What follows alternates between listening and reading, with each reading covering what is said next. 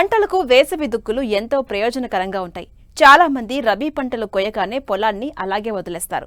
మళ్లీ తొలకరితోనే ఖరీఫ్కి సన్నద్ధమవుతారు. చినుకులు పడగానే దుక్కులు దున్నడం మొదలెడతారు. అలా కాకుండా వేసవిలోనే దుక్కులు దున్నడం వల్ల చాలా ప్రయోజనాలు ఉంటాయని తెలియజేస్తున్నారు ఖమ్మం జిల్లా వైరా కృషి విజ్ఞాన కేంద్రం శాస్త్రవేత్త ఫణిశ్రీ.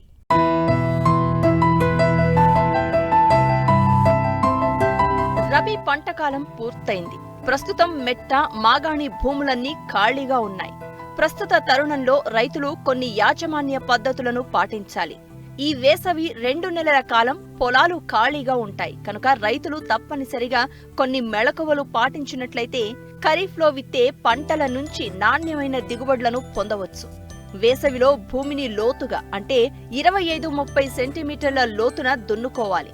దీనివల్ల గత పంట అవశేషాలను తొలగించడంతో పాటు చీడపీడలకు సంబంధించిన ప్యూపా దశలను నివారించవచ్చు.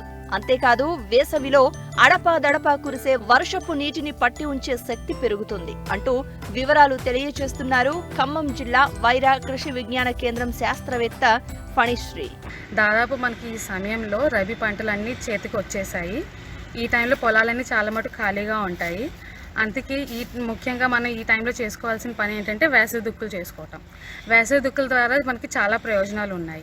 ఫస్ట్ మనము అడ్డంగా నాలుగు దుక్కి చేసుకున్నట్లయితే ఇప్పుడు పడే మన అడపదడప వర్షాలు ఉంటాయి కదా, అవి కింద ఇంకుకుపోయి నీళ్ళని గ్రహించి తేమ శాతం అనేది పెరిగే అవకాశం ఉంటుంది. తర్వాత రెండోది పురుగుల నివారణ. ఇప్పుడు ఏం జరుగుతుందంటే మొక్కల మొదల్లో అనేది పురుగులు నిద్రావస్థలో కానీ కోశస్థ దశలో ఉంటాయన్నమాట. ఈ టైంలో మనం ఒకవేళ దుక్కి చేసుకున్నట్లయితే అవి వచ్చే పంటకి చాలా మటుకు కంట్రోల్ చేస్తాయి అన్నమాట. ఇలాగ మనము దుక్కి దున్నటం వల్ల, వేసవి దుక్కులు దున్నటం వల్ల ఇది మనం కంట్రోల్ చేసుకోవచ్చు. ఇంకొకటి ఏంటంటే కలుపు నివారణ. జనరల్గా మనం ఏమంటే గట్లమ్మటి చూస్తాము, కలుపు అనేది చాలా ఎక్కువగా ఉంటుంది. మన రబీ పంటలో కానీ లేకపోతే మన వేసవి పంటల్లో కానీ మన శిలీంధ్రాల వల్ల ఎక్కువ తెగుళ్ళు అనేది ఆశిస్తాయి. ఇవి వచ్చే పంట వేసుకున్నప్పుడు వాటిని నిద్రాస్త లేచి మళ్ళీ వాళ్ళ సైకిల్ అనేది మళ్ళీ కంటిన్యూ చేస్తుంది. అది మనం కంట్రోల్ చేసుకోవాలంటే ఈ గడ్డి జాతి తర్వాత వెడల్పాగు మొక్కలు గట్లెంబట ఏమేమి ఉంటాయో అవన్నీ వేసవి దుక్కుల ద్వారా దున్నేసాయి. దీనివల్ల మొదటగా ఏం ప్రయోజనం ఉంటాయంటే ఈ మొక్కలన్నీ మట్టిలో కలిసిపోయి మట్టికి ఎంతో కొంత పోషకాలు ఇస్తాయి.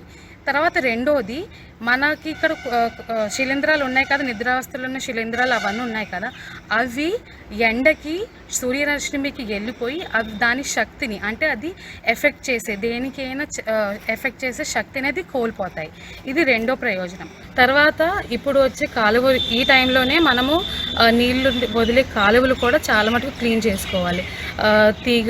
తీగ జాతి మొక్కలు కానీ, గడ్డి మొక్కలు కానీ, వెడల్పాటి జాతులు కలుపు మొక్కలు కానీ తీసేసుకుంటే మనం వచ్చే పంటకి చాలా మటుకు మంచి పంటని పొందే అవకాశం ఉంది. తర్వాత శిలీంధ్రాలు కానీ, పురుగులు కానీ అవన్నీ కంట్రోల్ చేసుకునే అవకాశం ఉంది. కాబట్టి ఈ విధంగా వేసవి దుక్కులు అనేది చాలా మటుకు మనకి ఉపయోగపడతాయి. రైతులు సాధారణంగా సంప్రదాయ పద్ధతిలో కొయ్య నాగలితో దుక్కులు చేస్తూ ఉంటారు. దీనివల్ల దుక్కులు లోతుగా చేయడం సాధ్యపడదు.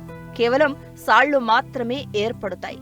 ఈ సమస్యను అధిగమించడానికి రైతులు ఇటీవలి కాలంలో ట్రాక్టర్కు అమర్చిన గొర్రు లేదా రోటావేటర్ ఉపయోగిస్తున్నారు.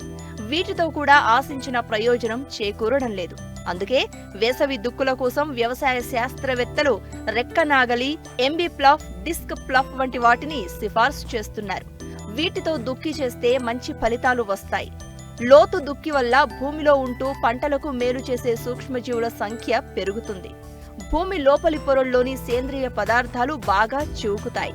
దీనివల్ల భూసారం పెరగడంతో పాటు నీటి నిల్వ సామర్థ్యం కూడా పెరుగుతుంది.